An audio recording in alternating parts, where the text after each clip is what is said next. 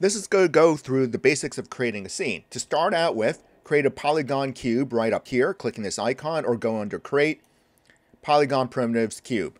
And there's a cube. To zoom into that cube with it selected, press the F key. If you want to change the name of this cube, off on the left side is the outliner. If you don't see the outliner, go under Windows, Outliner, and then this will pop up.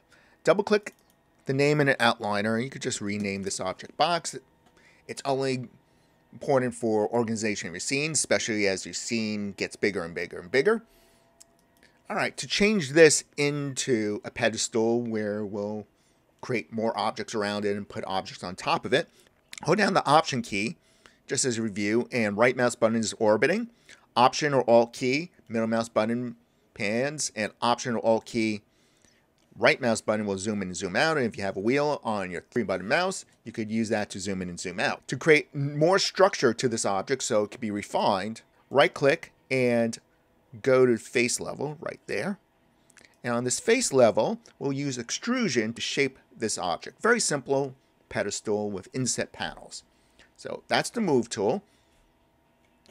I'm going to switch to the scale tool. Hold down the shift key. And when you press the shift key and you roll over a manipulator, the word extrude comes out. Go to the center one and do a uniform extrusion, which will be insetting this face. To indent this panel, pick up the move tool, which is the W key, hold down the shift key and extrude it inward.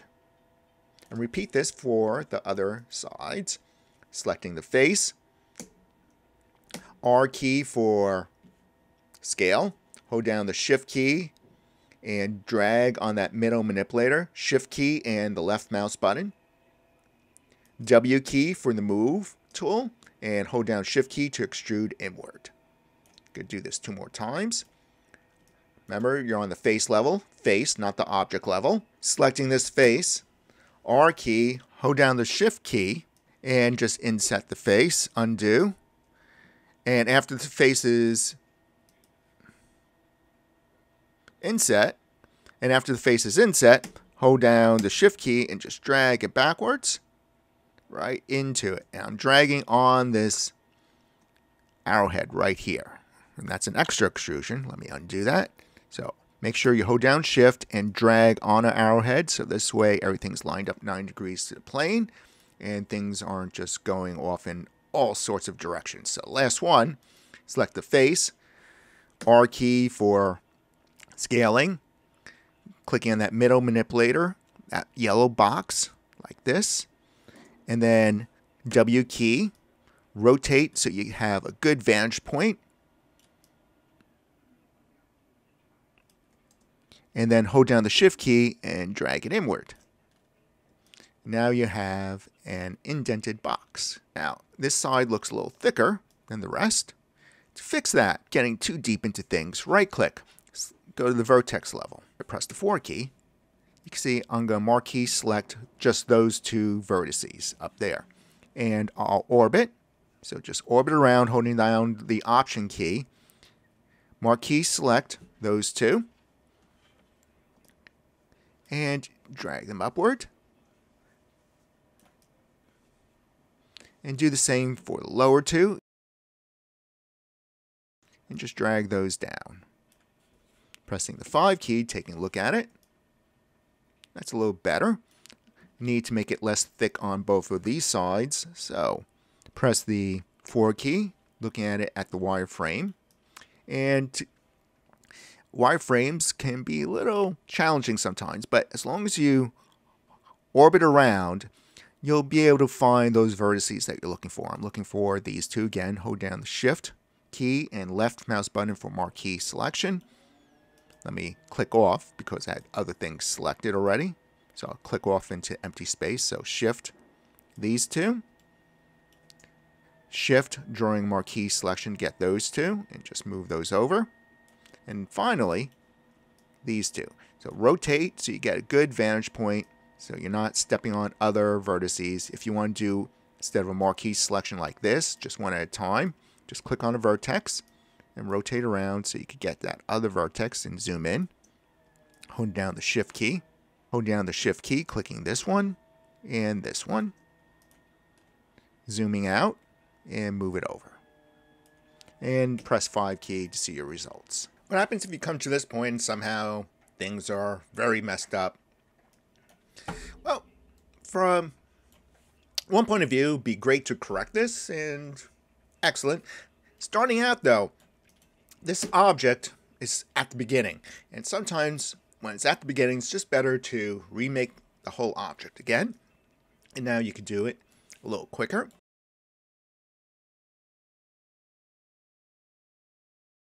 To see what this object looks like, Arnold, lights, and the light that's going to be added is Sky Dome light. And that puts 360 degrees of light around the scene.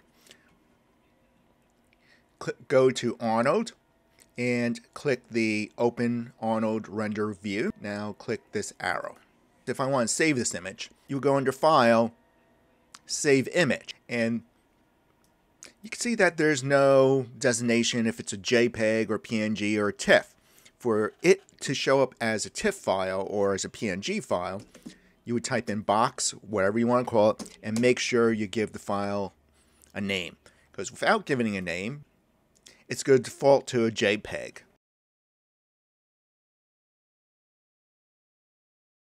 To upgrade the look of this environment, you'll use an HDR image used to gather light information and project it onto objects in the scene. So any HDR image will do. I'm going to use that for the lighting on the Sky Dome light.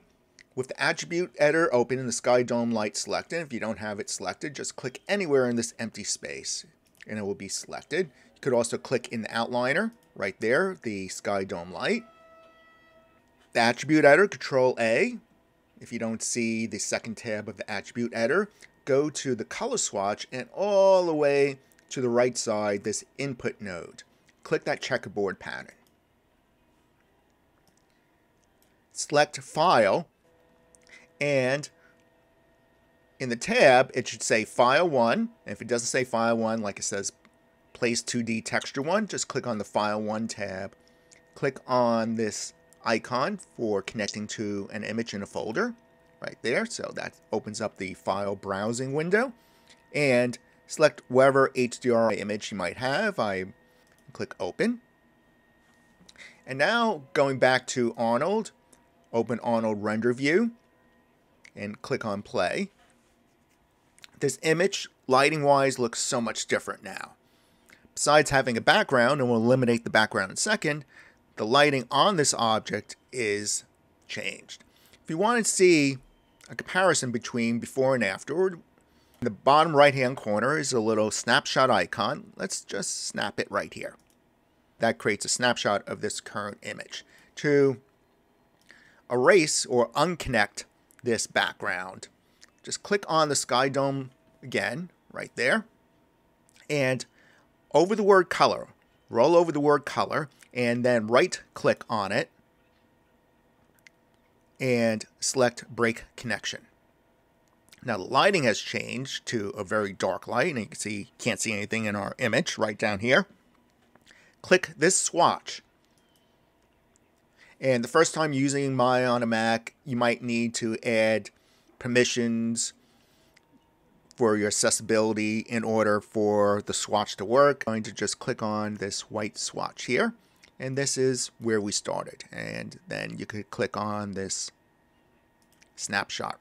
So this is our current image. And you click here. That's what we had. So look at the light and how it changed just on the box. Let's follow up and finish out this very simple scene. Create another polygon box. And I'm going to just close the render view for now. And that box, if we press the 4 key, was created on the inside of my previous object. Because when you create things in Maya, everything's created at the 0 point of the grid. So just scale that box down. This will be the ground plane, the floor. And pick up the scale tool and scale it. Just going to scale it on these two axes, the X and Z axis.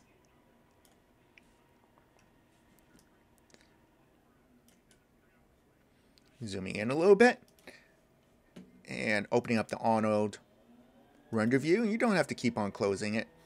You can keep it open while you build things.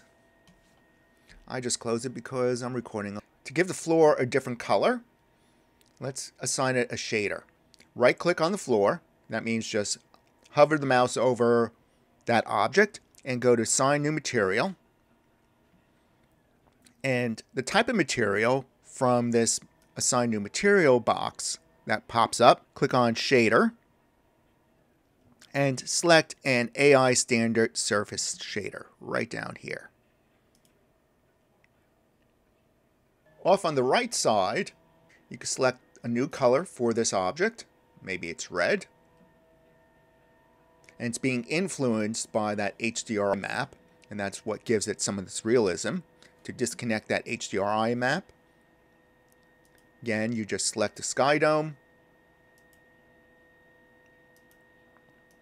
go to the sky dome property, search down under sky dome light attributes, the color, right click that, and to see that color in the background, scroll on down to visibility and just increase the visibility of that background. Assign a new shader to this box as well. So right click, assign new material. From Arnold, click on shader right there and select another AI standard surface shader. I'm going to select maybe cyan. Already you're seeing reflection on the floor. To control the glossiness of the floor, so selecting the floor, going under its last tab, that's its shader node right there, the AI standard surface node, going under specular and increasing its roughness will make this a very dull looking floor. Decreasing under specular, its roughness will make it shiny, like it's a freshly waxed floor. And so those are the basics of creating an object, adding shaders, moving around the scene,